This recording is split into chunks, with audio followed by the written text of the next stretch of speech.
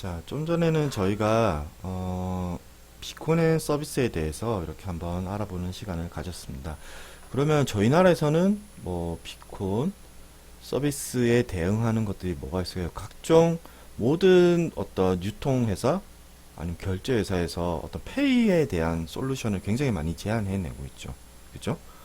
물론 중국 같은 경우는 정부 지도하에서 뭐 타오바오나 이런 거를 하나로서 결제할 수 있는 시스템으로 통합을 시켜서 진행한 상태인데요. 그 속도가 굉장히 빠르죠.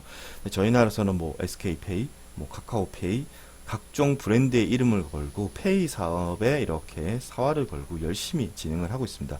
저희 나라도 지금 제가 잘못 적었네요. 아이페이를 애플페이라고 적었는데 삼성페이와 애플페이의 차이점이나 혹은 삼성페이가 어떻게 작용되는지에 대해서도 한번 알아보겠습니다.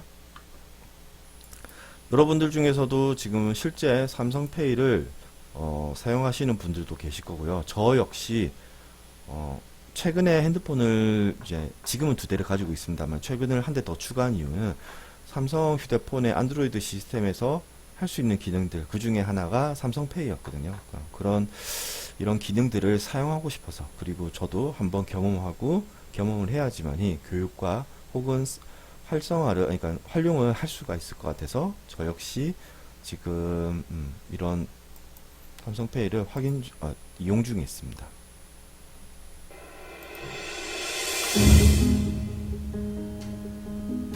삼성페이가 출시된 지 2달 만에 가입자가 100만 명, 거래액이 1000억 원을 돌파하면서 현존하는 최고의 모바일 페이먼트 솔루션이라는 찬사를 받고 있습니다. 삼성페이는 구글의 안드로이드 페이나 애플페이와 어떻게 다를까요? 삼성페이를 이해하기 위해서는 기존의 NFC 결제 방식을 이해할 필요가 있습니다.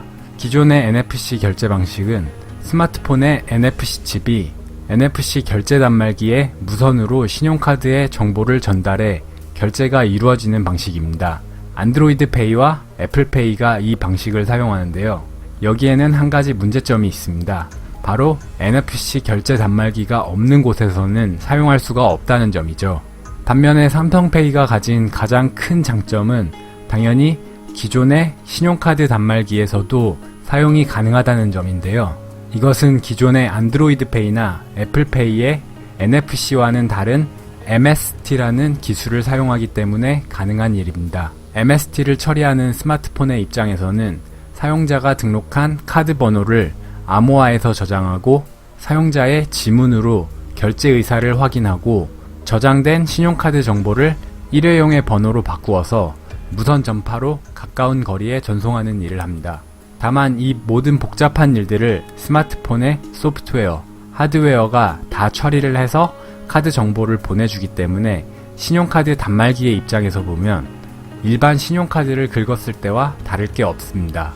일반 신용카드와 동일하게 결제의 승인 여부만 확인하면 되는 거죠. 그렇기 때문에 기존의 모든 신용카드 리더기에서 사용이 가능한 것이고요.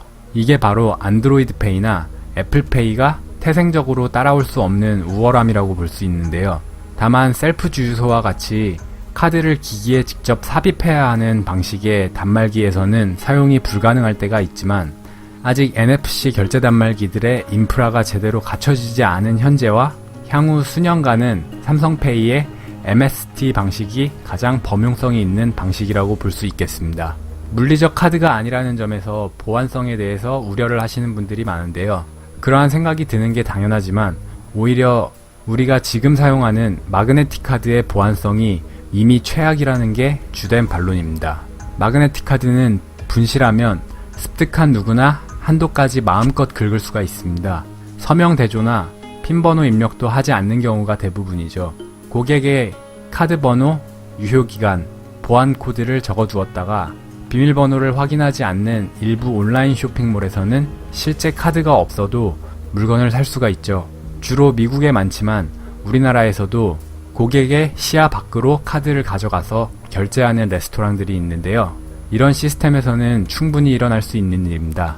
그나마 삼성페이가 실사용자를 확인하는 지문인식 절차가 있기 때문에 오히려 도난이나 분실에 대해서 안전하다고 볼 수가 있습니다. 여기까지가 삼성페이에 대한 설명이었고요. 개인적으로는 삼성페이에 대해서 NFC 인프라가 자리 잡는 동안에 다리 역할을 해줄 긍정적인 서비스로 보고 있지만 일부 삼성 스마트폰에서만 사용이 가능한 점은 여전히 아쉬운 부분입니다. 이 영상이 도움이 되셨나요? 더 좋은 영상을 만드는데 참고할 수 있... 출처는 테크프레스라는 곳에서 이렇게 영상을 만들어서 삼성페이에 대해서 한번 설명을 해줬고요. 여러분들이 삼성페이가 왜 사용되어지고 국내에서는 뭐 활발히 굉장히 하고 마케팅도 굉장히 활성화해서 지금은 진행을 하고 있는 기술 중에 하나입니다. 자, 죄송합니다. 자, 이렇게 2020년을 저희가 살고 있는 기술에서도 여러분들이 막 사용하고 있지만은 실제 적용되어지고 여러분들의 혜택을 받고 있지만은 막상 여러분들이 어떤 그 서비스의 구동 방식이나 아니면 어떤 서비스가 어떠한 구조로서 어떠한 방식으로서 혜택을 받고 있는지 모르는 경우도 꽤 많았을 거라고 사료됩니다. 이에 저는 여러분들이 현재에 대해서 한번 뭐 문제점이나 현재 발생하고 있는 기술력 이런 것들을 한번 살펴보시고요. 거기서 문제점이나 보완할 점, 그 다음에 더 할 수 있는 것들이 있다면은 여러분들이 한 번 더 보완해서 새로운 꼭 뉴 테크놀로지, 하이 테크놀로지가 아니어도 상관없습니다. 말이 좀 길어질 수도 있는데 제가 조금 다르게 한번 생각해 볼까요? 여러분들이 지금 현재 만약에 우리가 굉장히 자연스럽게 쓰고 있는 자동문에 대해서 한번 보죠. 자동 슬라이드 도어에 대해서 오토매틱 그 슬라이딩 도어에서 한번 설명을 드리겠습니다. 설명을 드리면 당연히 뭐 사람을 센서를 감지하고 문이 열리는 구조에 대해서는 누구든지 반론이 없을 겁니다. 그거에 대해서는 충분히 이해를 하시고요. 그런데 자동문이 너무 자주 열리게 되고 선택적으로 열리게 하고 싶은데 이 방법 중에 일환으로 하나가 선택된 게 뭐죠? 바로 스위치를 눌러서 오토 슬라이딩 도어 옆에다가 간단한 스위치를 눌러서 스위치를 누를 때마다 오토매틱으로 문이 열리게 한 기술입니다. 하지만 이거조차도 어떤 사람들은 불편할 때가 있습니다. 문을 열 때마다 자동으로 열었으면 좋겠는데 꼭 오토매틱이어야 돼. 이 두 가지가 중복이 되면서 또 백화점 앞에서는 문에 부딪히는 성격이 급하신 분들은 문에 부딪히시는 분들도 계시고 저는 발로 차는 경우까지도 봤습니다. 네. 이런 경우에 선택적으로 예를 들어서 잠깐 비를 피하고 싶은데 자동문 앞에서 내가 비를 피하고 있는데 계속해서 문이 열립니다. 그러면 어떨까요? 굉장히 불편하겠죠. 그죠? 그럴 때는 오히려 이런 스위치가 필요한데 또 스위치가 장바구니를 많이 들고 나오시는 어떤 상점이나 이런 곳에서는 그러니까 한쪽 방면에서는 오토로 열리고 한쪽 방면에서는 선택적으로 열리게 하는 방법의 제안은 어떨까? 그런 것도 한번 생각해 보실만 할 것 같고요. 뭐 이러한 예시들이 있다라는 것에 대해서 여러분들이 그러니까 제가 이렇게 예시를 드린 거는 너무 하이 테크놀로지나 막 스탠포드 제가 겁을 줬죠. 스탠포드 학교에 들어가서 뭔가 말씀을 안 들었나? 학술이나 학문 논문 혹은 선행되어서 해외에서 벌어지고 있는 랩실에서 개발되어지고 있는 그런 기술을 여러분들이 한번 적용해 보는 것도 재밌을 것 같다라는 언지를 혹시 제가 하지 않았나요? 꼭 그렇게 제가 만약에 언급을 했다면은 꼭 그렇게 겁을 먹지 않으셔도 좋고요. 혹시라도 그거를 들으셨던 분들은 꼭 그렇게 하이하거나 너무 큰 기술을 바탕으로 한 환경을 바꾸는 디자인보다는 현재 기술에서 아주 자그마한 것들을 기술을 먼저 파악하시고 그 기술에서 자그마한 문제들을 해결하는 것에부터 디자인 테크의 강의의 목적이 있다고 볼 수가 있습니다. 자, 그래서 3주차에서는 아마 저희가 집중 강의를 위해서 휴강이 될 것 같아요. 휴강을 시켜서 제가 여러분들이 충분한 리서치가 가능하도록 한 주의 시간을 더 드리겠습니다. 대신에 3주차에는 개인 질문을 다 받겠습니다. 메일이나 톡 이런 식으로 해서 중간 컨펌을 받을게요. 중간 컨펌을 받아서 휴강이지만 휴강이 아니에요. 사실은 이 휴강이 저를 위한 휴강이 아니라 여러분들의 어떤 과제 진행이나 리서치에 대한 뎁스 있는 리서치를 위한 그리고 추후에 집중 강의를 위한 3주차는 아마 휴강이 될 것 같습니다. 그래서 4주차 수업은 아마 원격 수업을 통해서 온라인 수업이 진행이 될 예정입니다. 뭐, 학교에서도 4주차까지는 아마 이 원격 수업을 한다고 해서요. 근데 4주차부터는 원격 수업을 통해서 온라인으로 수업을 진행을 할 겁니다. 수업 시간은 4월 9일 9시에 바로 시작을 할 거고요. 출석부 순서대로 컨펌이 시작될 겁니다. 아쉽게도 뭐 A반, B반이 섞어서 진행을 할 거고요. 오픈 토이기 때문에 줌이라든지 밴드 프로그램을 통해서 저희가 진행을 할 예정입니다. 줌이란 프로그램 한 번도 거의 안 써보셨겠지만은 줌 프로그램 설치 방법이나 밴드 프로그램에 대한 설치 방법은 제가 파일을 첨부해서 여러분들이 설치하실 수 있게끔 자료를 드리겠습니다. 그리고 4월 9일 날 9시부터 토의하는 내용은 컨펌과 크리틱 내용은 본인이 생각하는 현재 기술의 보완점 혹은 가까운 미래, 그러니까 near future죠. 가까운 미래에서 사용되어지는 기술을 예측하고 그 기술이 구현되어지는 기반으로 한 디자인을, 그러니까 뭐 컨셉이죠. 컨셉을 하나 제안해 보는 것입니다. 하나 또는 두세 가지 안도 괜찮습니다. 하나만 해서 제가 리젝을 놓거나, 그러니까 드롭이 되거나 이거는 좀 어렵지 않을까, 너무 크게 생각하는 거 아닐까라고 했을 때는 여러분들이 아마 힘들게 느껴지실 수도 있을 것 같아서 여러분들이 최대한 아이디어를 뭐 A안, B안, C안 이런 식으로 한번 생각을 해보셨으면 좋겠어요. 자, 크리틱 내용과 방법에 대해서 알려드리겠습니다.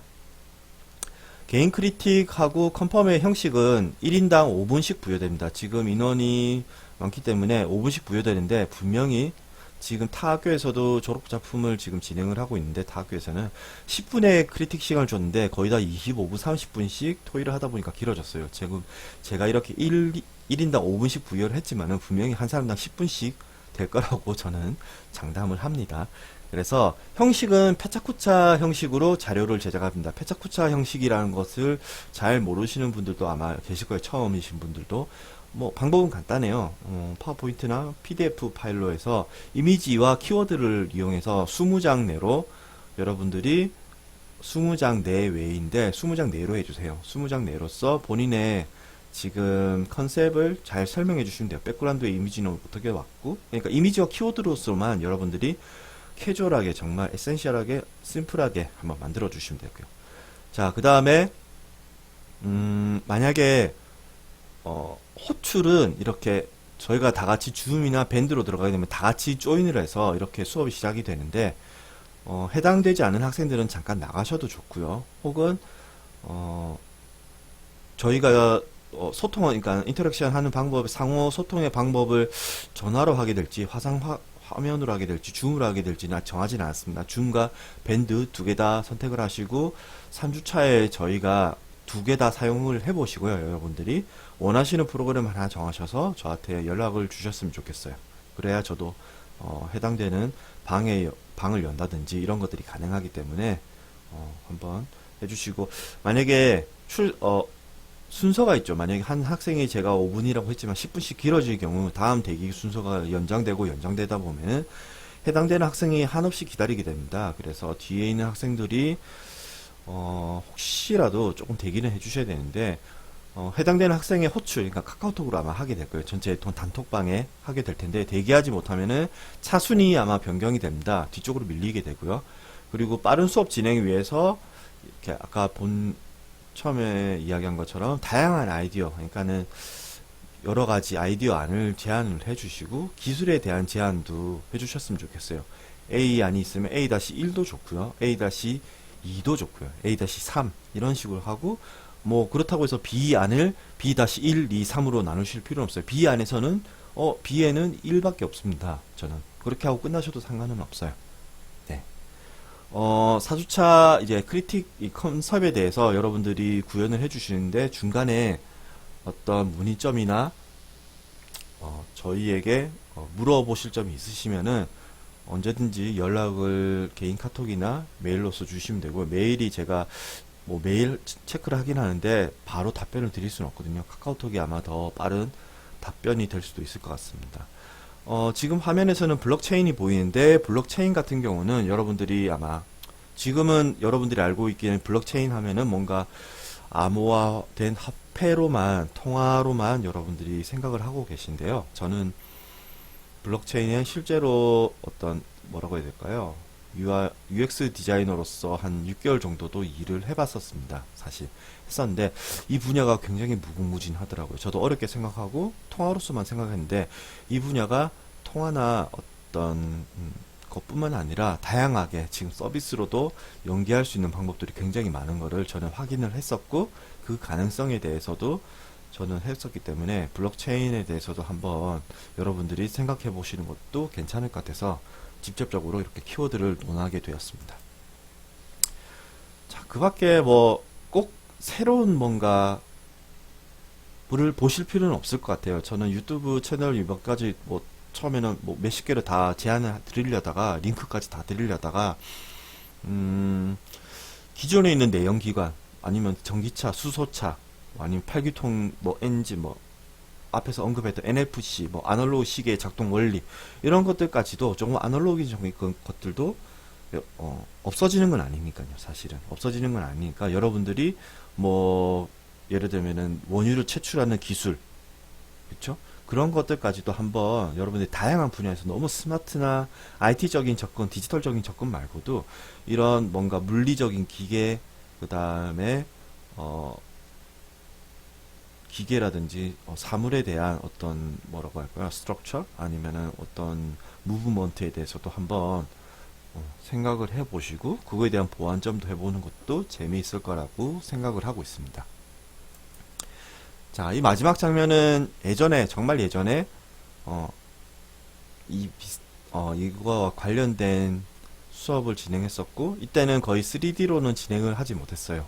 저희가 프로그램이 그때는 조금 미흡했고 구동을 하기에 조금 힘들어서 했었는데 이번 기회에는 물론 선택사항이지만은 3D 애니메이션까지 한번 진행을 해서 만드셨으면 좋겠어요. 이거는 참고만 하세요. QR코드를 여러분들의 핸드폰으로 찍으시면은 각자 해당되는 선행해서 진행했던 학생들의 과제물들이 나올 겁니다. 앞에 리서치 부분부터 컨셉의 기술, 그 다음에 컨셉과 기술, 그 다음에 시나리오까지 붙여서 이렇게 만든 2D 애니메이션인데 참고하셨다가 여러분들이 최소한 이 정도의 퀄리티는 나오셔야 된다는 것에 대해서 제가 미리 알려드리기 위해서 이 QR코드를 준비해 봤습니다.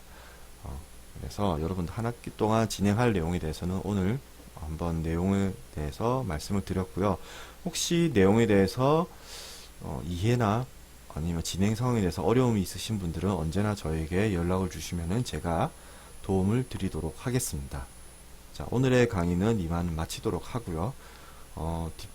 첨부되어진 파일을 참고하셔가지고 밴드와 줌 설치, 그 밖에 만약에 링크나 이런 것들이 지금 했던 것들에서 링크나 이런 것들이 필요하신 분들은 저한테 직접적으로 문의해 주시면 감사하겠습니다. 자, 오늘 강의 들어주신다고 너무 수고 많으셨고요.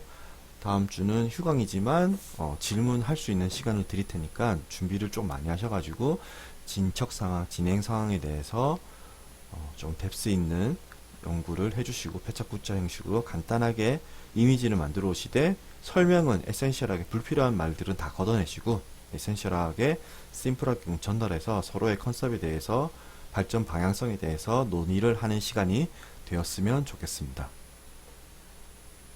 자, 수업에 참여해 주셔서 감사하고 다다음 주에 한번 뵙겠습니다. 고생 많으셨습니다.